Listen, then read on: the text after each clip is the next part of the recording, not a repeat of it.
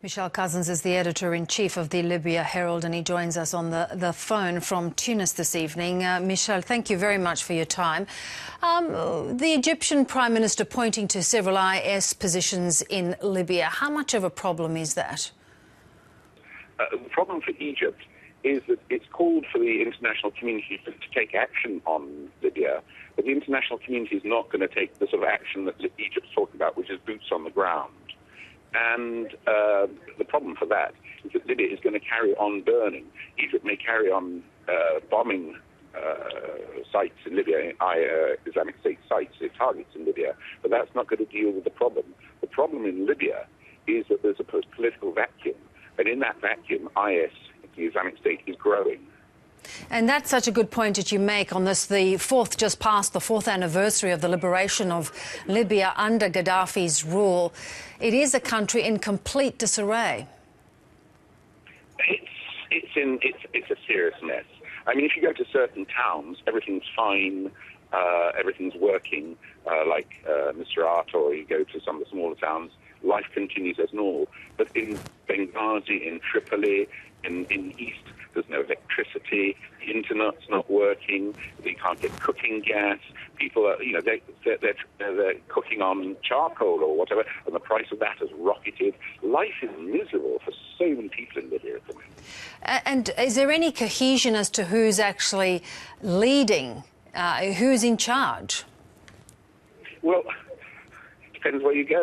If you go to one town, it's the local council might be in charge with their local militia. It's the militias who are in charge at the end of the day. And in Tripoli, you've got a load of people who took power but through the barrel with using their guns. There was an election, as you know. It produced a democratically elected government, but the people who lost didn't like it, so they took power in Tripoli, and the government had to flee to the east to an eastern Beda. But there, things aren't working. It's not a break, though, in the sense that, one half of the country follows one government and the other half, the west half, follows another government. It's split, so there are bits in the east that are following the people in the west, and the people in the west following the people in the east.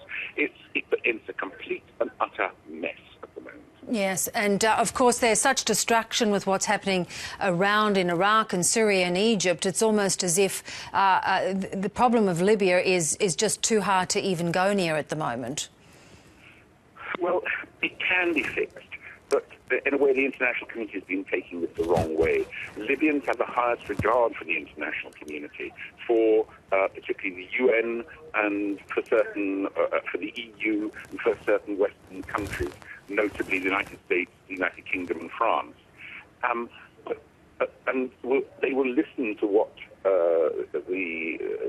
these countries are saying, or the governments of those countries, or the organisations too, the heads of the organisations.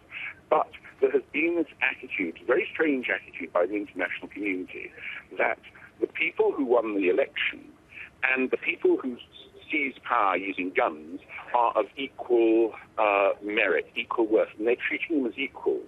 And that has made the situation worse, because it has empowered the people with the guns to think, well, we're right, we've got the international community on our side, to become more intransigent as a result. Because the international community is supporting them and empowering them as a result. And it shouldn't have been done, but it's made the situation 1,000 times worse. It's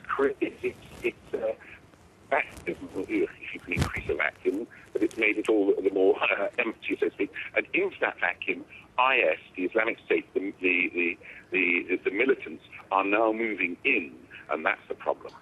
Good to talk to you, Michelle. And you won't have the situation solved until the political situation is solved. Yes, indeed, and I understand there have been attempts to try and resolve it, but those broke down, and of course the distractions elsewhere make it a little bit difficult for the international community. Well, the problem is the people who are the spoilers, the hardliners, they don't want to compromise. They think they're right, and they don't really care if they're elected or not. They've got the power, and they are not, whatever is decided at the Geneva talks that the UN organises, they'll come up with wonderful ideas, but on the ground, the people who are the spoilers are not going to let it happen, and they've got the guns to stop it. Michelle Cousins, we do appreciate your time. Thank you. Thank you. Bye-bye.